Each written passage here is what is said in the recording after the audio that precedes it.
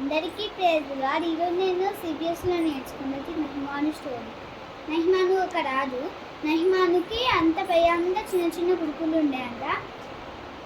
చిన్న చిన్న కుడుకులు ఉన్నప్పుడు బ్లౌజెస్ ఇంకా సాక్సెస్ వేసుకున్నారంట.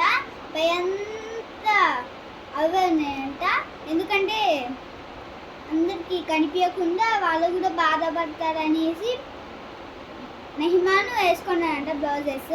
అప్పుడు ఒక రాణి ఉండేనంట. ఆ రాణి ఒక చిన్న పాపకు తెచ్చిందంట. పని మనిషి తెస్తే ఆ పని మనిషి అందరికి నీళ్ళు అలా అయ్యాకే హెల్ప్ చేస్తూ ఉంటుందంట. హెల్ప్ చేస్తున్నప్పుడు రాణికి వాటర్ ఇయ్యాకే పోతే రాణికి జ్వరం వచ్చిందని రాజు ఆ బ్లౌజెస్ అన్నీ విప్పేశాడంట. విప్పేసినప్పుడు పని మంచి వచ్చి చూసిందంట. చూసి ఇంకా వెళ్ళిపోయిందంట అక్కడి నుంచి.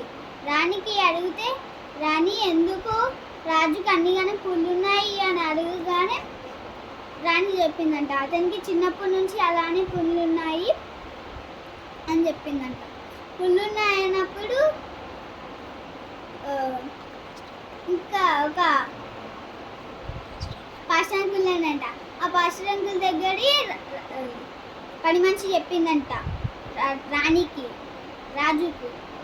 రాజుకి ఇద్దరికి చెప్తే వాళ్ళిద్దరు పాస్టర్ అంకుల్ దగ్గరికి పోయాడంట.